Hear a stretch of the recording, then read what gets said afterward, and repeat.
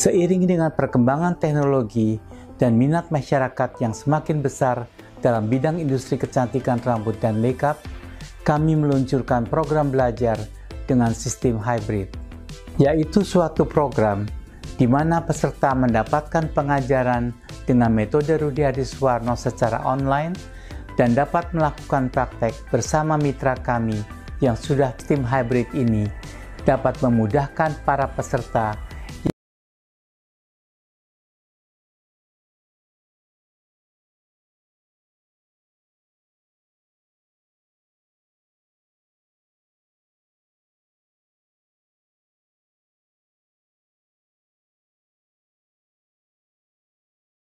Halo, balik lagi di kursus salon murah. Di video kali ini aku mau sharing-sharing sama kalian gimana sih prediksi usaha salon di tahun 2025 ini. Jadi aku ngevlog ini itu di tanggal 7 Januari ya.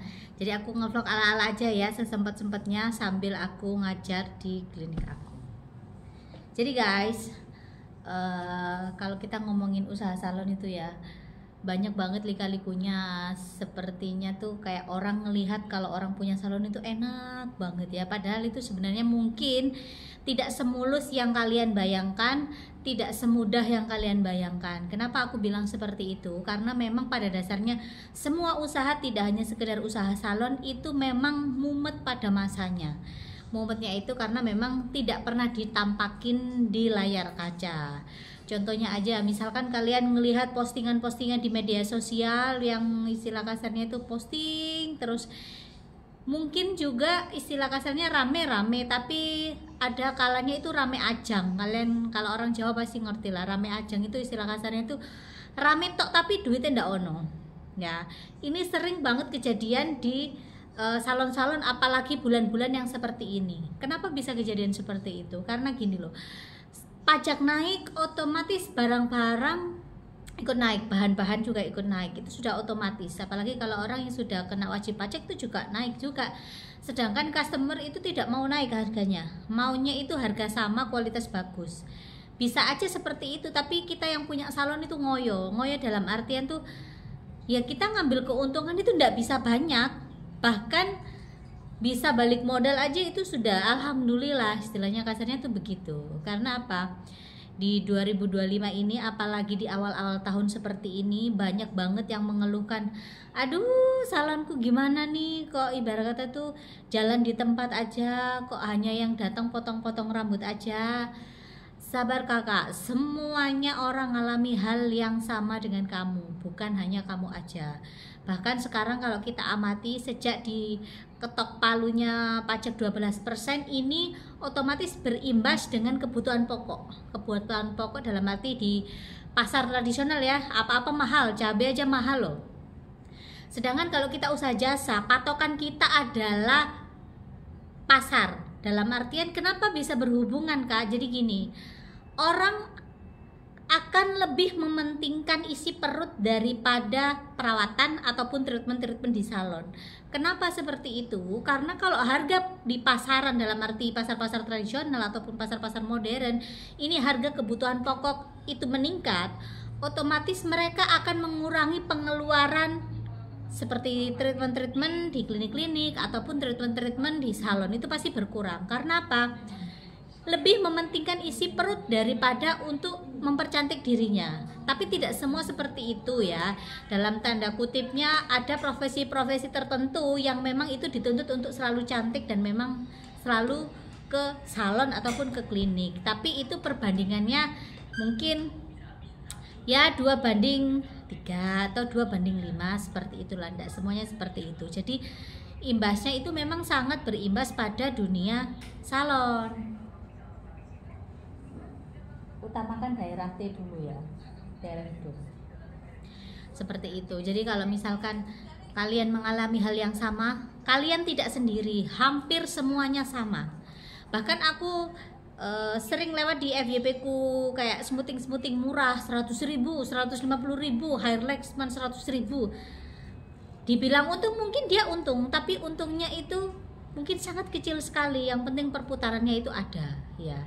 Tapi kalau kita istilahnya tuh kalau kita menimbang-nimbang dalam arti kalau sudah skala seperti aku ini, kita menimbangnya tuh banyak hal, mulai dari gaji pegawai, maintenance itu bukan sekedar maintenance yang kita cuman bayar listrik sama air, bukan seperti itu. Maintenance di dalam salon ini banyak banget, banyak kejadian-kejadian yang tidak pernah terduga, dalam artian tiba-tiba catok rusak, harus mengganti. Kalau kita tidak punya yang namanya uang mati, dalam arti uang simpanan salon, otomatis susah untuk memutarkan untuk kebutuhan hal-hal yang tidak terduga seperti itu. Terus lagi, dampaknya apa sih Kak di tahun 2025 ini di usaha salon selain masalah perpajakan yang membuat salon ini omsetnya agak menurun? Coba kalian kaji lagi ya. Kita nih habis Natalan terus tahun baru, itu menyita banget yang namanya keuangan ya. Kalau orang-orang suka namanya happy gitu, otomatis mengeluarkan budget yang lebih untuk merayakan hal-hal seperti itu. Di samping itu bentar lagi Xinjia ya, bentar lagi tahun baru Imlek ya kan, otomatis uang yang dialokasikan mungkin untuk kebutuhan jasa ya, seperti ke salon dan segala macamnya, itu mungkin mereka pending. Jadi mereka mengutamakan yang sakral dulu, istilahnya seperti itu. Contohnya misalkan yang biasanya catokan di salon, akhirnya dia catok sendiri karena mengurangi budget dia untuk mempercantik dirinya, tapi dia lakukan sendiri di rumah meskipun hasilnya kurang maksimal, tapi setidaknya dia bisa merayakan Imlek, dia bisa merayakan tahun baru. Hal-hal seperti itu tuh harus kita kaji juga, karena salah satu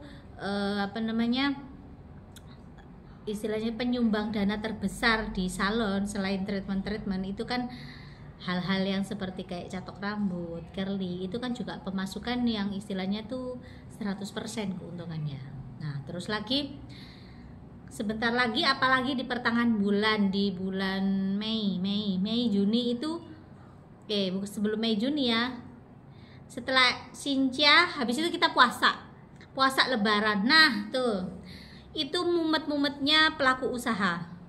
Kenapa mumet? Karena bukan kejadian ya, momen-momen ini terlalu dekat dengan tahun baru, terlalu dekat dengan Xinjia, terlalu dekat dengan Lebaran, dan orang akan lebih mengutamakan isi toples daripada jasa. Biasanya seperti itu ya, tapi tidak semuanya, tergantung orangnya juga. Biasanya momen-momen dimana momen-momen puasaan, Lebaran itu panen-panennya salon, tapi semoga aja di tahun 2025 ini semua salon pada panen ya, banyak yang treatment, banyak yang coloring, banyak yang smoothing dan lain sebagainya.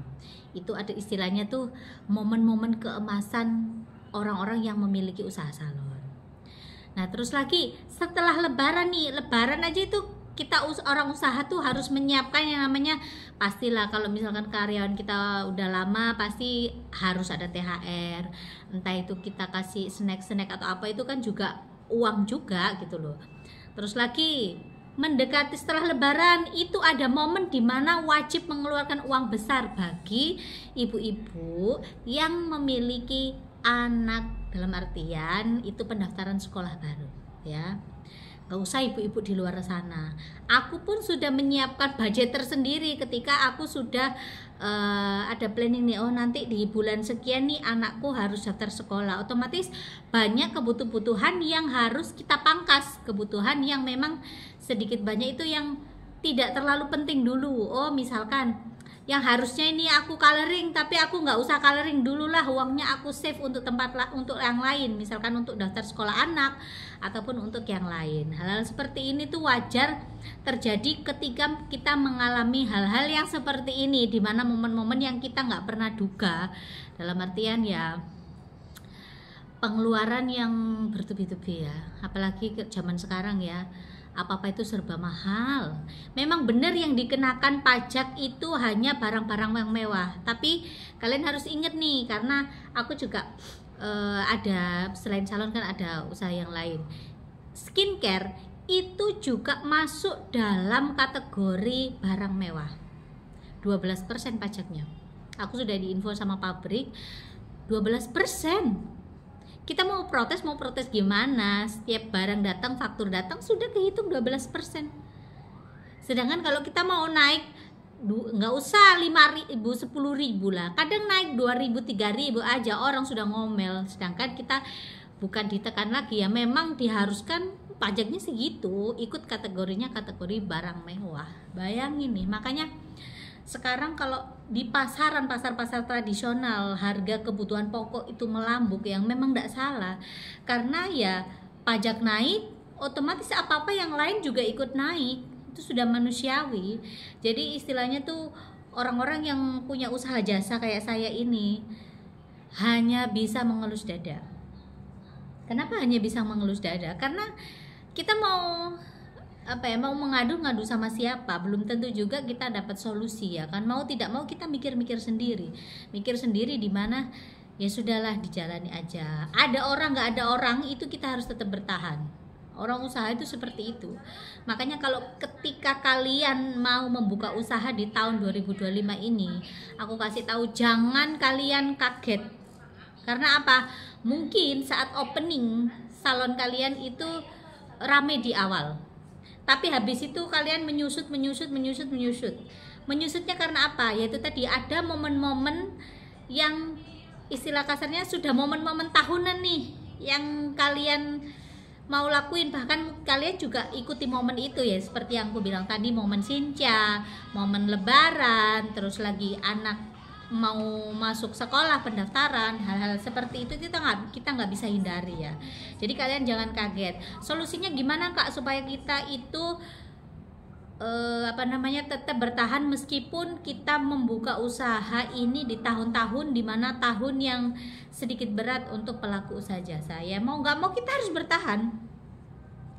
Ibaratnya tuh kita jual jangan terlalu mahal, jangan terlalu tinggi juga price-nya. Kalau memang kita dapatnya mahal ya kita jual mahal.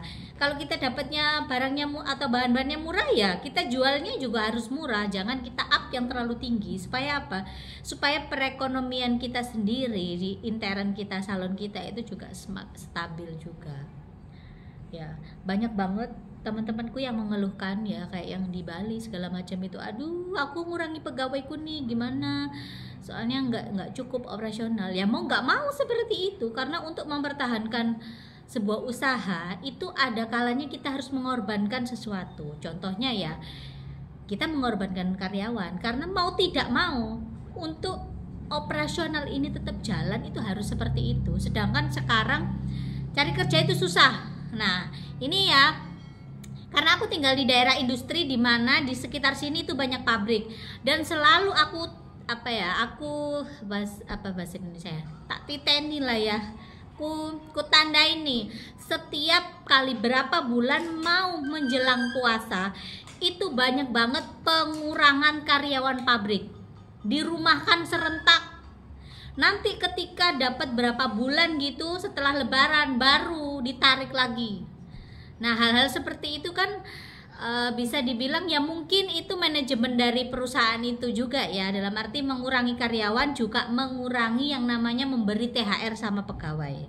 Itu bisa jadi juga, wajar juga mengalami hal seperti itu. Karena apa? Pikirannya orang usaha itu kan kita harus memangkas serendah-rendahnya operasional ini supaya apa? Supaya usaha ini tetap berjalan, mau tidak mau gitu loh. Jadi ketika nanti stabil lagi diambil lagi. Yang kasihan siapa ya? Memang karyawan yang kasihan, dan lebih kasihan lagi itu apa? Yang biasanya kayak pelaku-pelaku usaha jasa kecil-kecil seperti saya ini, itu juga ikut dampaknya. Jadi ikut dampaknya yang biasanya mungkin banyak karyawan pabrik sebelum pulang kampung dia pelurusan rambut dulu di salon ataupun treatment apapun itu, hampir rata-rata berkurang drastis. Ya seperti itu ya. Akhirnya terkadang orang banyak yang di rumah-rumahkan itu mereka home service ya nggak ada masalah kalau mereka memiliki keahlian, kemampuan, selama itu baik, selama dia itu bisa mengerjakan is oke, nggak ada masalah. Yang penting bukan aji mumpung di mana asal-asalan ngerjain dan akhirnya nanti berdampak pada customer kalian yang mengalami kerugian, misalkan rambut rontok dan lain sebagainya, dan akhirnya akan membuat nama citra diri kalian itu nggak bagus ya. Jadi buat kalian yang mau buka usaha salon di tahun 2005 ini, tetap semangat ya. Sesuatu hal itu tidak ada yang tidak mungkin. Jangan kalian dengerin hanya sekedar mulut saya ini, karena apa? Setiap orang itu hokinya beda-beda. Mungkin beberapa orang mengalami yang seperti ini, tapi mungkin nasib kamu berbeda. Kalian mungkin lagi naik-naiknya di tahun ini, kita juga nggak pernah tahu ya. Jadi jangan hanya sekedar mendengarkan dari satu pihak. Aku ngomong-ngomong seperti ini itu adalah sharing ke kalian, sharing dimana apa yang aku lalui, apa yang aku jalani, apa yang aku lihat di lapangan selama aku buka usaha dari zaman aku kuliah sampai aku umur 35 tahun ini.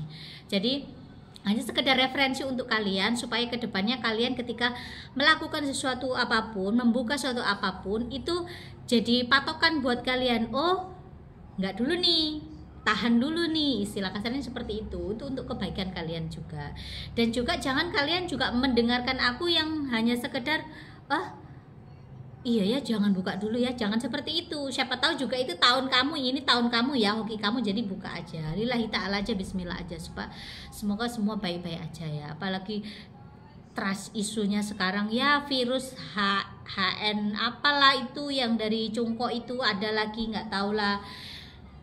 Hanya sebatas berita, tapi kebenarannya kan benar di negara tersebut terjadi seperti itu, tapi kan akhirnya orang yang melihat berita itu jadi warning di dirinya sendiri. Ibarat kata tuh harus saving money yang lebih banyak, nggak boleh boros-boros dan lain sebagainya. Itu sih bagus ya, tapi juga itu berpengaruh sama perekonomian. Menurut saya itu seperti itu. Jadi kalau kalian mau buka usaha, silahkan kalian buka usaha. Namanya juga sebuah prediksi. Prediksi itu bisa benar, bisa tidak. Tapi apa yang saya omongkan ini berdasarkan apa yang saya alami di lapangan.